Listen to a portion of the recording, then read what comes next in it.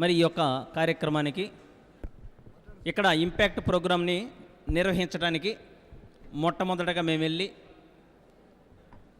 పెద్దలు పూజ్యులు గౌరవనీయులు క్విజ్ కాలేజ్ అధినేత నిడమనూరి నాగేశ్వరరావు సార్ని మేము కలవటం జరిగింది. డాక్టర్ గారు నేను వెళ్ళి చాలా పాజిటివ్గా స్పందించి మా కాలేజెస్ అందరం కలిసి ఈ ప్రోగ్రాంకి మేము సపోర్ట్ చేస్తామని చెప్పి ఉన్నారు. చెప్పడమే కాక దాన్ని చేసి నిరూపించడం జరిగింది. చాలా పాజిటివ్ మేనర్లో ఈ ప్రోగ్రాంకి సహకరించి చాలా పెద్ద మనసు కలిగినటువంటి వ్యక్తి పెద్దలు పూజలు నిడమనూరి నాగేశ్వరరావు సార్ని సాధారణంగా డయాస్ మీదకి ఆహ్వానిస్తూ ఉన్నాం.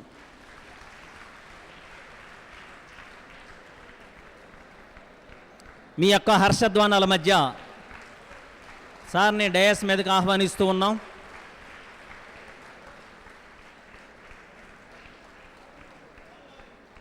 ఎక్కడైతే అవసరం ఉందో అక్కడ నేను ఉంటానని చెప్పేసి ముందుకు వచ్చి మాకు ఈ విధంగా సహకరించారు.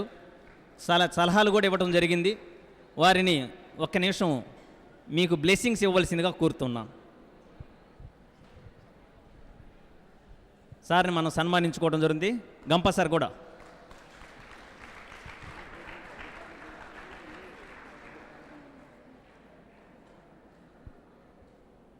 ఇంపాక్ట్ ప్రోగ్రామ్ చాలా మంచి వక్తల్ని ఇక్కడంతా 3 రోజుల ప్రోగ్రాంకి దూర ప్రాంతాల నుంచి సమీకరించి ఈ చక్కని ప్రోగ్రాంని కండక్ట్ చేయించుతున్నటువంటి పర్టికులర్లీ ఎన్ఆర్ఐ డాక్టర్ గారు రాఘవేంద్ర ప్రసాద్ గారికి మనమంతా కూడా మన పట్టణ ప్రజలం రుణపడి ఉన్నామని చెప్పాలి. ఈ ప్రోగ్రాం గురించి ఇంతకుముందు మనం వినున్నాం. Impact program personality development program కింద దాన్ని మొదట్లో చేయడం జరిగింది. పట్టాభిరామ్ గారిని నేను క్విజ్ విద్యా సంస్థల కోసం ఒక 7-8 ఏళ్ల క్రితమే నేను వారిని ఇక్కడికి రప్పించి మన పోలీస్ కళ్యాణ మండపం చూసారా ఫ్లైఓవర్ దగ్గర, అక్కడ ఒక ప్రోగ్రామ్ని మేము ఏర్పాటు చేయడం జరిగింది. ఆ రోజున కూడా ముఖ్యంగా స్కూల్ విద్యార్థులు, సెకండరీ విద్య 6 నుంచి 10వ తరగతి చదువుతున్నటువంటి పట్టణంలో ఉన్నటువంటి విద్యార్థులందరికీ ఆ రోజున నేను అవకాశం కల్పించాను. అలాగే ప్రసాద్ గారు ఎన్ఆర్ఐ సూదనగుంట కోటయ్య గారి కుమారులు. సూదనగుంట కోటయ్య అంటే మీకు చాలామందికి మీ జనరేషన్కి తెలియదు. మా జనరేషన్కి ఆ రోజుల్లో ఒక గొప్ప హెడ్ మాస్టర్. ఆ రోజుల్లో హెడ్ మాస్టర్స్ కొంతమంది స్టాల్వర్డ్స్ ఉండేవారు. వాళ్ళల్లో సూదనగుంట కోటయ్య గారు ఒకరు.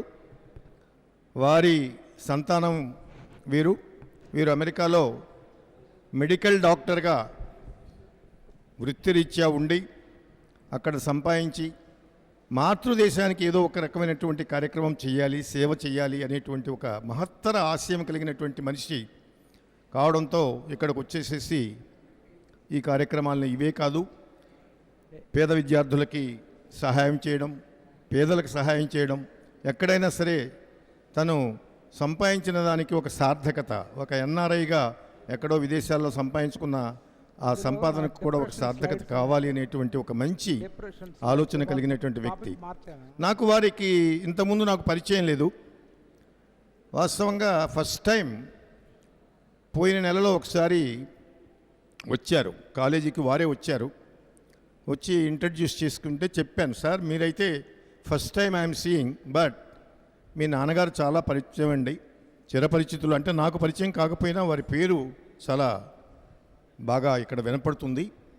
ఆ రకంగా మీరు పరిచయం చేసుకున్న మీరు కొత్త వ్యక్తిగా మేము భావించడం లేదు, మా కుటుంబ సభ్యులుగానే భావిస్తున్నామని చెప్పాం. ఆ రోజు వారు అడిగింది ఏంటంటే, విద్యాలయాలు ఉన్నాయి కాబట్టి పర్టికులర్లీ మీరు ఈ ప్రోగ్రామ్ని సపోర్ట్ చేస్తే బాగుంటుంది అని అన్నప్పుడు, నేను మా ఇంజనీరింగ్ కాలేజెస్ అంటే కేవలం నా గ్రూపే కాకుండా మిగిలిన మిత్రులు పేస్ విద్యా సంస్థల శ్రీధర్ గారిని, అలాగే రైజ్ విద్యా సంస్థల వెంకటేశ్వరరావు గారిని కూడా నేను సంప్రదించుకొని మనము ముగ్గురము తప్పనిసరిగా ఈ కార్యక్రమానికి ఇతోధికంగా సహాయ సహకారాలు అందించి ఈ ప్రోగ్రామ్ని మన పట్టణంలో జరిపిద్దాం మన విద్యార్థులకు, మన యువతకు ఇక్కడ ఉన్నటువంటి ఒంగోలు పట్టణంలో ఒక మంచి అవకాశం. 3 రోజుల ప్రోగ్రాం, చక్కని వాగ్దాటి కలిగినటువంటి అనేక మంది నిష్ణాతులైనటువంటి స్పీకర్స్ని పిలిపించి చేసే కార్యక్రమం కాబట్టి నేను ఇమ్మీడియట్గా వారికి యాక్సెప్టెన్స్ తెలియచేయడం, మేము ముగ్గురం కూడా సపోర్ట్ చేయడం. అలాగే పట్టణంలో చాలామంది చేశారు, మేమే కాదు. పట్టణంలో ఆ విషయంలో స్పందన బాగానే ఉంది, చాలామంది చేశారు. ఈ కార్యక్రమాన్ని ఈ రకంగా అద్భుతంగా చేస్తున్నారు, మనం అంతా ఎంజాయ్ చేస్తున్నాం. అలాగే యూత్ పర్టికులర్లీ ఈ రోజున మీకోసం ఏర్పాటు చేసిన కార్యక్రమం, మీకు ఏర్పాటు చేయడంలో ఇక్కడ వారు they are trying their level based ఏమేమి చెప్పాలి అనేటువంటి దానికి కూడా వాళ్ళకి ఒక ప్రణాళిక ఉంది. ముఖ్యంగా ఈ రోజున మోరల్ వాల్యూస్ పడిపోతున్నటువంటి సమాజంగా మేము సీనియర్స్ కాబట్టి గుర్తిస్తున్నాం. మేమంతా అబౌవ్ 70s, ప్రసాద్ గారు కానీ నేను కానీ ఇక్కడ కొంతమంది వీఆర్ ఆల్ అబౌవ్ 70s. మేము గమనించింది ఏంటంటే తప్పనిసరిగా ప్రస్తుత సమాజంలో కొంచెం ఇబ్బంది చూస్తున్నాం, మోరల్గా పతనం అవుతున్నాం. ఏమి తప్పు చేసినా పర్వాలేదు, ఎలా చేసినా పర్వాలేదు, సాయంకాలానికి డబ్బు సంపాదిస్తే చాలు అనేటువంటి ఒక చాలా చాలా చెడ్డ భావనతోటి ఉన్నారు. చాలా ఇది ఇబ్బందికరమైనటువంటిది. ఏది చేసైనా సంపాదన కోసం వెళ్ళకూడదు, క్రమ పద్ధతిలోనే చెయ్యాలి, క్రమంగానే జీవించాలి. జీవితానికి ఎంతో ఏదో అవసరం లేదు. అది మన మానసిక ప్రవృత్తి మన మైండ్ మీద ఉన్నది. మనం ఉన్నదాంతో దేంతోనైనా తృప్తిపడి కూడా మంచి మార్గంలో నడిచి జీవించడానికి అవకాశం ఉంది. అయినా అవసరం లేకపోయినా కూడా తప్పుడు మార్గాలను ఎన్నుకొని దాంట్లో అనేక ఇబ్బందులు కూడా పడుతున్నటువంటి పరిస్థితులు మనం ఇవాళ సమాజంలో చూస్తున్నాం. మరి ఆ దిశగా కొంత మీకు చెప్పవలసినటువంటి అవసరం ఉందనేటువంటిది పెద్దలు గమనించి, మోరల్గా, ఎథికల్గా ఎలా మానవుడు స్ట్రాంగ్గా ఉంటే మంచి ఫలితాలు వస్తాయనేటువంటిది. అలాగే కాకుండా ఈ రోజున మీరు మంచి ఉన్నత చదువులు చదువుకోగలిగినటువంటి పరిస్థితిలో ఉన్నారు. చాలామంది డాక్టర్స్ కానీ, ఇంజనీర్స్ కానీ, ఈవెన్ సమాజంలో అనేక రకాల వృత్తుల్లో ఉండి ఈవెన్ ఇతర దేశాలకు, అమెరికాకు కూడా వెళ్ళి సంపాదించుకుని వస్తున్నటువంటి పరిస్థితి ఉంది. ఈ ఉన్న పరిస్థితుల్లో మీరు తప్పనిసరిగా అనేక పరిశ్రమలకు మీరే సీఈఓలు, అనేక కంపెనీలకు మీరే పెద్దలు. సో నేను ఒక చిన్న విషయం చెప్పాలి, ఎక్కువ టైం కూడా తీసుకోదలుచుకోలేదు. తెలివైనటువంటి వాడు, సమాజంలో ఉన్నత స్థాయిలో ఉన్నటువంటి వాడు, కొంత భాగాన్ని, సమాజంలో ఉన్నటువంటి కొంత భాగాన్ని శాసించగలిగేటువంటి స్థాయిలో ఉన్నటువంటి వాడు సన్మార్గుడైతే తప్ప వాడి వల్ల సమాజానికి చాలా ఇబ్బంది ఉంది. మనం చూసాం, ఎవరైనా ఒక పద్ధతి కాకుండా, అంటే మీరు తప్పుగా భావించకూడదు, నాకు సత్యం రాజుగారంటే చాలా చాలా అభిమానం, చాలా గౌరవించేటువంటి వ్యక్తిని మీరు అన్యదా భావించవద్దు.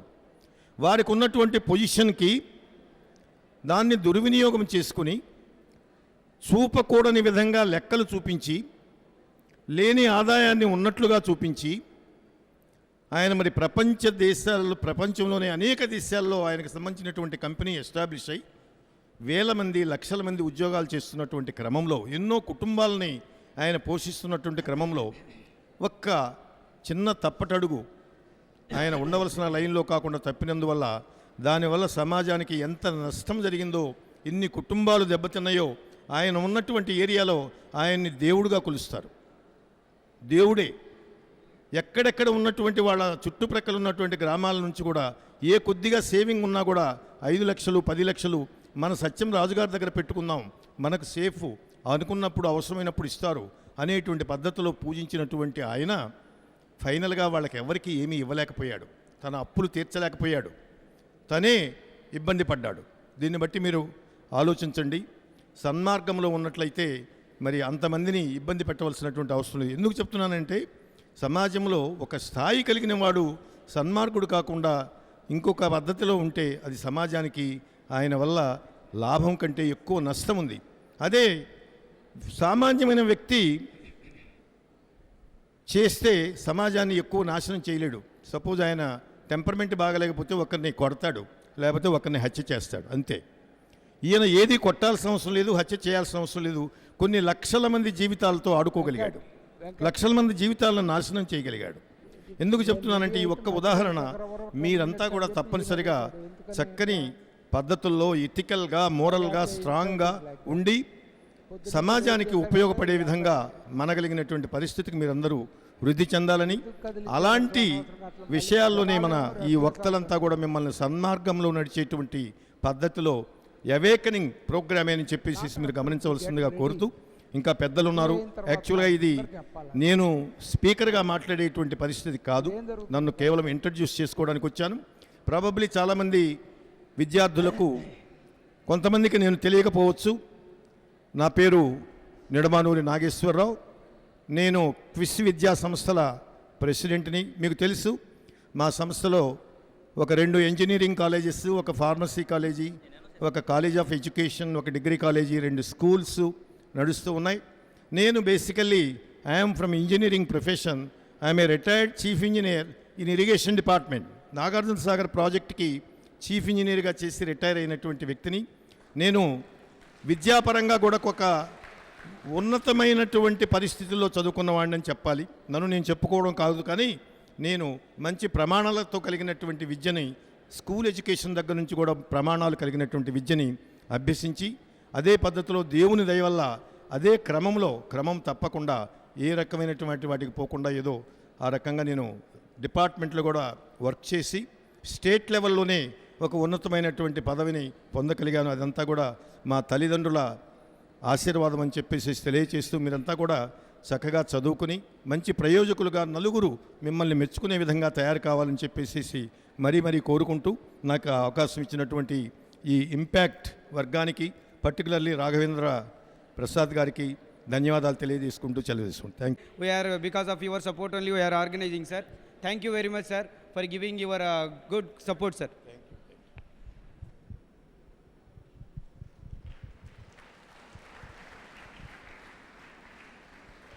Thank you sir. సార్ చాలా సపోర్ట్ ఇచ్చారు, మోరల్గా కూడా మాకు. Thank you very much once again.